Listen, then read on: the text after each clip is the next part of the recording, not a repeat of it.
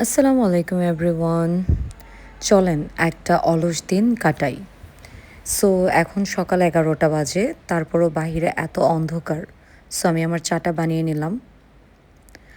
চলেন একটু রান্নাবান্না করি। আজকে ভাবলাম একটু খিচুড়ি করব।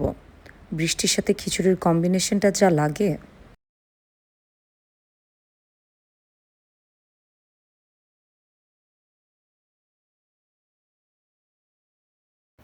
ভর্তা ছাড়া কি আর খিচুড়ি জমে? একটু রসুন মরিচের ভর্তা করব, বাট একটু ডিফারেন্টভাবে।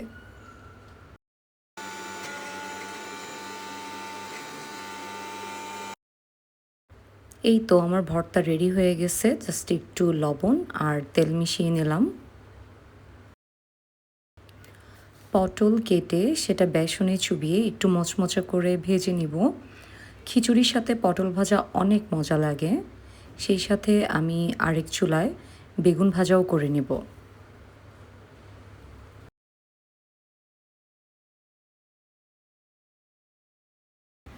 ফাইনালি সব কিছু রেডি হয়ে গেছে, এখন আমরা খেতে বসবো। গরম গরম খিচুড়ি, সাথে পটল ভাজা, সালাদ, রসুন মরিচের ভর্তা, একটু মুরগি কষা অ্যান্ড বেগুন ভাজা। বিসমিল্লা বলে খাওয়া শুরু করে দিলাম। ওপাশ থেকে আমার ভাই বলতেছিল যে রান্না অনেক মজা হয়েছে, তো আমি ওর সাথে একটু দুষ্টামি করতেছিলাম। বাট আলহামদুলিল্লাহ সব কিছু অনেক বেশি মজা হয়েছিল।